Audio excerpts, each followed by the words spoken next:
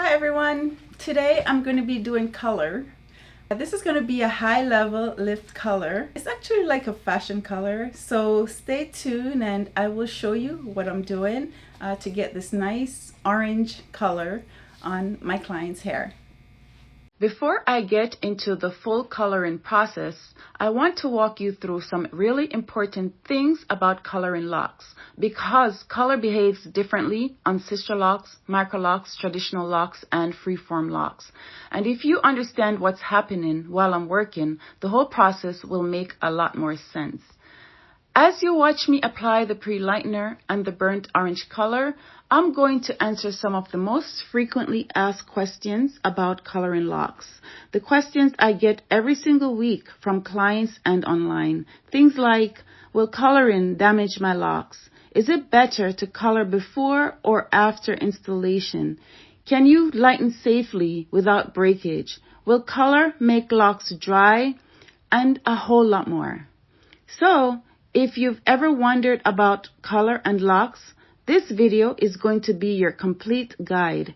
And if you want to jump to a specific topic, the chapter list is in the description below. Now, let's get into the service. Today, I'm walking you through a professional two-step color process on mature locks: pre-lightening, burnt orange color application, dark roots intentionally left natural. This client has had her locks for about 2 years and her curl pattern is on the softer side, so lifting had to be done carefully. This is not highlights and it's not ombre. It's a clean two-tone color with an intentional contrast and even saturation, starting just above the mid-lengths and flowing all the way down to the ends. Let's begin. Before any chemical service, I always evaluate the hair's entire history. I look at the hair health, density, curl pattern. Hers is soft, so timing matters. Any previous color, she's natural. Maturity, her locks are 2 years old. Her natural shade is a level 1, the deepest black. Just so you know, the camera lighting may make her locks look slightly lighter at times, but her actual color is a pure, true level 1. Now, here's the thing. If we tried to put burnt orange directly onto level 1 locks, it wouldn't show at all. You'd end up with muddy, uneven color, or the color would disappear completely. So yes, color theory definitely matters, especially on locks. For bright colors, burnt orange, copper, ginger, rose gold, bright red, violet, you must lift the natural pigment first if the hair is dark. Since her hair is a true level 1, I had to bring the locks up to a light blonde stage so the burnt orange would come through bold and vibrant. If you don't pre-lighten correctly, you end up with a darker, muted tone, uneven patches, faster fading, and a color that never looks as bright as it should. With locks, it's even more important because the structure of the lock affects how color penetrates. So the lifting process has to be controlled, precise, and intentional. For this main service, I parted the hair into 3 main working sections. 2 sections in the front, 1 larger section in the back that runs straight down to the nape. This gives me full access without unnecessary over-sectioning. Even though this isn't a highlight service, I still use foils during the pre-lightening step, not for placement, but to keep the pre-lightener active and to help the lift stay even. Foils help with maintaining warmth, preventing the lightener from drying out, keeping sections clean with no overlapping, creating very clean starting points for the two-tone effect. Locks are dense. Without foils, they can lift unevenly, warm in some areas, cool in others, or not lift consistently from top to bottom. So foils give me more control and better results. I started the pre-lightener application at the nape of the neck and worked my way upward. This is intentional. The front of the head processes faster, especially with a high-level pre-lightener. Starting in the back gives me even timing from roots to ends and prevent the top from over-processing. I apply the pre-lightener about 2 inches away from the roots because the client wanted a bold, clean two-tone effect. This isn't about root protection. This was strictly the aesthetics she requested. Here's how I apply it. For each handful of locks, I place a sheet of foil underneath the locks. I apply the pre-lightener mainly to the surface of the locks. I'm not trying to force it deep inside the lock. I'm not trying to saturate the core. I fold the foil over that handful to keep everything clean and separate. This keeps me in full control of the lift and prevents accidental overlap, which is especially important for locks. Will coloring damage my locks? This is the number one question people ask me. Color causes some level of structural change in every hair type, loose or locked. With locks, what we're protecting is not just the strand, it's the cylindrical structure of the lock itself. That's why timing, placement, and proper moisture routines matter even more. Color doesn't automatically destroy locks, but poor technique absolutely can. Is it better to color before or after starting locks? A lot of people don't know this, but the healthiest option is to color before installation. That way, your Sisterlocks or Microlocs form strong, uniform locks from day one. Coloring after installation is definitely possible. That's what we're doing here, but it requires controlled timing, the right developer, careful placement, and strong aftercare. So both are possible, but before installation is the safest. Can I lighten my locks safely without breakage? A lot of people also ask if you can lighten locks without breakage.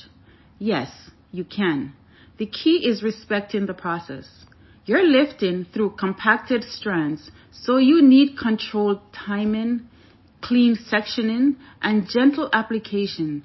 If you lift slowly and evenly, you can absolutely get a clean result without unnecessary damage. Does color make locks dry? Another concern people have is dryness. Color can make the hair a little more porous, so moisture becomes very important after lifting. A moisture treatment, something that puts hydration back into the locks, can really help keep the locks soft and flexible. Beauty Coliseum carries both moisture treatments and reconstructor treatments if you're looking for reliable options. Is box dye safe for locks? Honestly, the answer is yes and no. Yes, because a lot of people with locks do use box dye, and many use it to lighten from black to brown, add reds, or try for a lighter tone. Box dyes are strong enough to lift a level or two, and the instructions may make people feel confident using them at home. But also no, because box dye doesn't always lift evenly on locks. Some locks will grab the color, others won't, because of the density and porosity differences. And when people try to lighten too much with box dye, that's when you usually see uneven tones or dryness. So yes, you can use it, but it's limited. If you're trying to lighten several levels or get a specific tone, professional color is always safer. Another question I hear a lot is whether people can lighten at home. You can, but it's a little risky. DIY lifting often leads to uneven patches, hot roots, internal dryness, or unpredictable tones. Locks require slow, controlled lifting. A professional can manage the timing, placement, and saturation much more safely. People also ask if color will look patchy on locks. Locks can take color differently based on size, density, and maturity. That's why timing and placement matter so much. When you take your time and apply it evenly, like I'm doing here, you can get a clean, even result without blotchy areas. Will color make my locks unravel? Another thing clients always ask is whether color will make their locks unravel. Brand new locks, yes, they can slip, But mature locks, like the ones I'm working on today, are strong enough to handle color safely. Always wait for maturity before doing chemical services. Can I get highlights instead of full color? And highlights, yes, absolutely. Highlights look beautiful on locks, and they're a great way to brighten without coloring the entire head. Placement needs to be strategic, but the results can be very soft and natural. One thing I always explain to clients, and it's really important, is that color behaves differently on locks than it does on loose, natural hair. Locks are compact. The strands are wrapped around each other, and the ends are the oldest part of the lock, so they usually lift the fastest. Sometimes the outer surface takes the color before the inside, and that's totally normal. It doesn't mean the color is wrong, it's just how locks are built. And if you have tiny locks like Sisterlocks or Microlocs, they can process really quickly because of the small surface area. That's why timing and control matter so much. Locks don't need rushed color, they need intentional color. Now, let's talk about the part everybody loves, the good side of color. Color can be absolutely beautiful on locks. It brings out the texture, the twist, the movement, and the personality of the locks. It can brighten the face, lift your confidence, and make your locks feel brand new without changing the style. Some people even use the color to create dimension or highlight their favorite features. And when it's done correctly, color on the locks can last a long time and stay vibrant. But we also have to be honest about the risks, because color is chemistry. Color opens the cuticle and increases porosity. Lightener removes pigment, but it also removes some moisture. And when the hair gets drier, the locks can start feeling lighter or more airy. This doesn't mean your locks are damaged, but they do need support. A moisture treatment, something that puts hydration back into the locks, is really helpful after any type of lifting. And if the locks ever start feeling weak or stressed, that's when you reach for a reconstructor treatment to reinforce those fragile areas, either as needed or occasionally as a preventative step. Beauty Coliseum carries both moisture treatments and reconstructor treatments if you're looking for reliable options. Another thing that comes up often is breakage, and this part is really important to understand. Sometimes you'll see weakening in the middle of the lock or along the shaft itself. This can happen with any lock type, but with traditional locks, you may notice more frizz or fiber shedding because of how the locks are formed. Traditional locks have a different density and structure than Sisterlocks or Microlocs, so their breakage points can show up differently. Now, for Sisterlocks and Microlocs specifically, something else can happen. People with deeper curl patterns, 3A, 3B, 3C, sometimes experience breakage along the shaft or towards the ends, especially around the perimeter of the head. This has to do with the natural behavior of the curl pattern combined with the fact that the hair is interlocked. And when you add color on top of that, breakage can occur in different areas over time. This isn't about overprocessing. Sometimes it's simply how certain curl patterns respond once they are locked and then chemically altered. Again, this is where a good moisture treatment and a reconstructor can really help support the hair. Why does my color fade quickly? Color can fade from sun exposure, hard water, heat styling, or harsh shampoos. On locks, fading can show more because the strands are compacted. Using color-safe cleansers and protecting the hair from direct sun helps maintain your tone longer. How soon can I wash after coloring? Most professionals recommend waiting 48 to 72 hours to let the color settle. With locks, the same applies, but make sure the rinse out is thorough so no residue remains inside the locks. Can I go from dark to blonde with locks? Yes, you absolutely can. When the hair is healthy and the service is done professionally, you can lift multiple levels in one controlled session using a careful pre-lightening process, just like I'm doing here. The key is technique, clean sectioning, controlled timing, lifting slowly and evenly, protecting the structure of the lock throughout the process. Not everyone's hair responds the same way, but most people can achieve a high lift or blonde shade in one appointment when it's done properly. Is coloring locks more expensive? Yes, coloring locks is often more expensive because it takes time, more product, and more technique. Locks require specialty color work to prevent patchiness and uneven lifting. Can I color at home? You can, but it's unpredictable with locks. You may get uneven lift, patchy tones, hard to remove residue, or dryness inside the lock. A trained professional understands how locks absorb color and how to apply it without compromising the structure. DIY color can work for some people, but the risks are more higher with locks. Once all the foils were in, I let the pre-lightener process for about 35 to 40 minutes. During that time, I kept checking how warm the foils were, how quickly the lift was moving, whether the back and front were lifting evenly, and the softness of the locks. Controlled timing is what gives you consistent, predictable results, especially on locks. Now, as I remove the foils, this is a good time to explain something a lot of people don't know. You're going to see a little variation in the lift, and that's completely normal. The top was the last section I applied the pre-lightener to, so it hasn't processed as long. That's why you'll see more warmth at the top and a lighter lift in the back. Locks don't lift in one solid shade.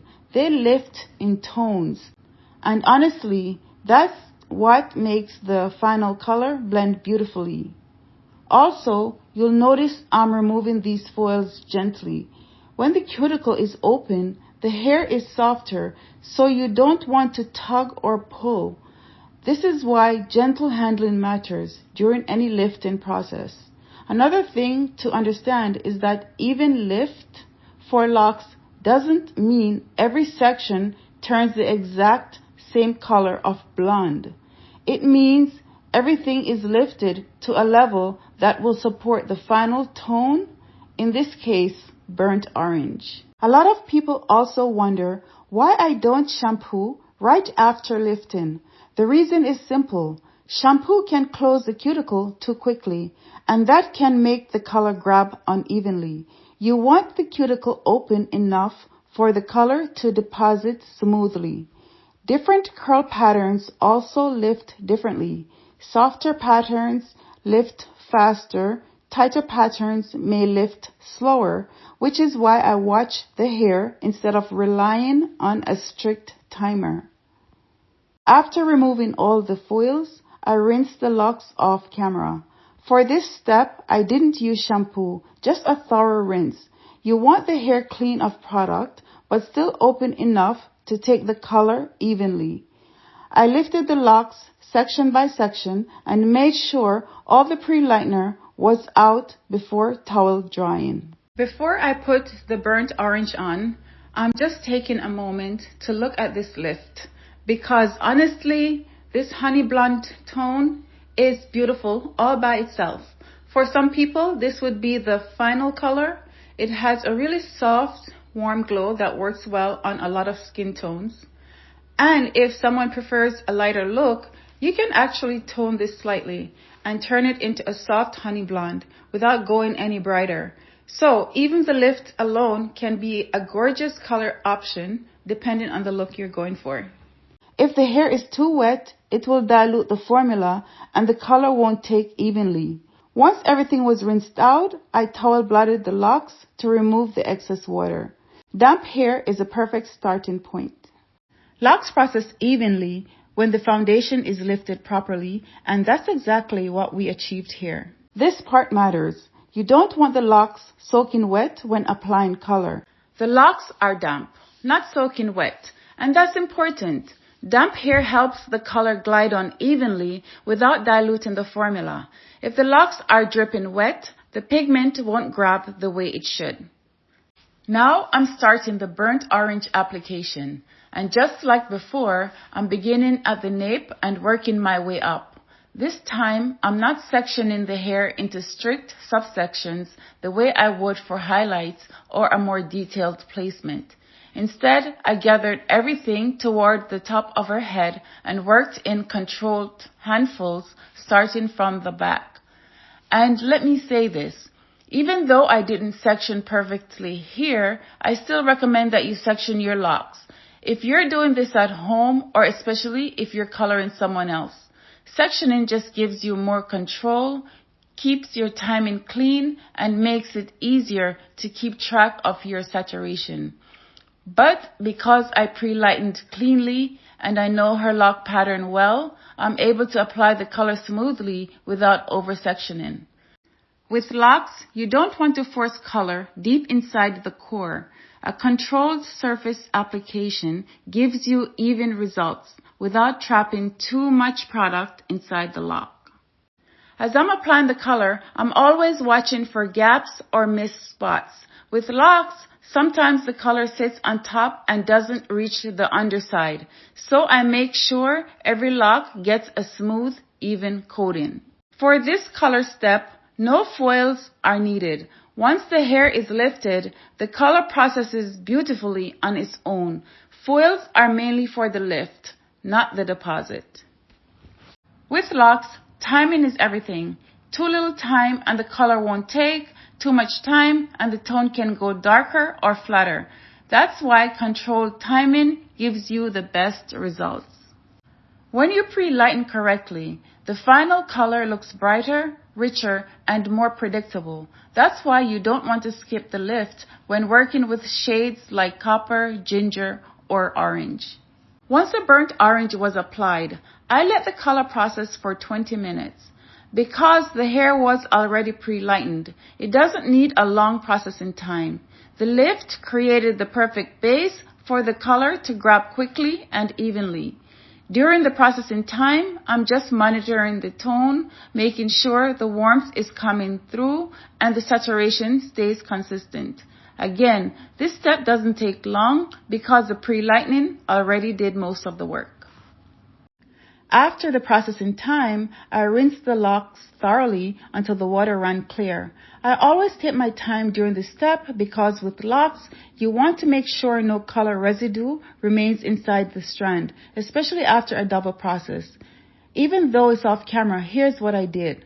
Rinse thoroughly, lifting the locks section by section. Used a color-safe shampoo, just enough to cleanse without stripping. I applied the conditioner to the entire set of locks, focusing mainly on the lifted areas because the hair needed hydration after the pre-lightening. The goal here is to restore moisture and pH balance so the locks feel soft and cushioned again. I applied a color-safe conditioner. Conditioner is perfectly safe on mature Sisterlocks and Microlocs. At this stage in her journey, her locks can handle it without slipping or unraveling. After rinsing everything out, I towel blotted her locks to remove excess water. At this point, you can use a hooded dryer or let the hair air dry, depending on your client's preference. As long as the excess moisture is removed, either option works. Here's the final look. Natural dark roots, a clean intentional two-tone transition, rich burnt orange from above mid-length to the ends of the locks, even saturation, a clean lift without weakening the locks, a smooth, vibrant finish that complements her curl pattern. This is exactly why controlled surface level pre-lightening works so beautifully on locks. You get brightness, even tone, and a healthy looking finish. So this is what the color looks like. It's a nice orange, burnt orange color. And she's happy with the color. And to take care of your color, it's always good to have a color shampoo and a color conditioner. The conditioner really will help to keep your locks moisturized. You like it? Very much. Nice. Touch up the color only as needed. Stretching out retouches helps maintain hair health. For maintaining this color and keeping the locks healthy, use color-safe shampoos. Gentle formulas help the tone last longer. Avoid leave-in conditioners. They can break down the integrity of the locks over time. Use moisture treatments, something that puts hydration back into the locks. Use a reconstructor treatment if the locks feel weak, hollow, or stressed. Both moisture and reconstructor treatments can be used as needed or occasionally as preventative care. Avoid chlorine and salt water right after coloring. Beauty Coliseum carries both moisture treatments and reconstructor treatments if you're looking for reliable, lock-friendly options. Thank you so much for watching this transformation and spending time with me today. If you want to deep dive into lock education, I linked your follow-up video right below. Watch that next. It'll help you keep your locks healthy, hydrated, and strong. And if you're new to the channel, check out my full lock care playlist too. It's packed with tips to help you on your Sisterlocks, Microlocs, or traditional lock journey. Make sure to like, comment, and subscribe. And I'll see you in the next video.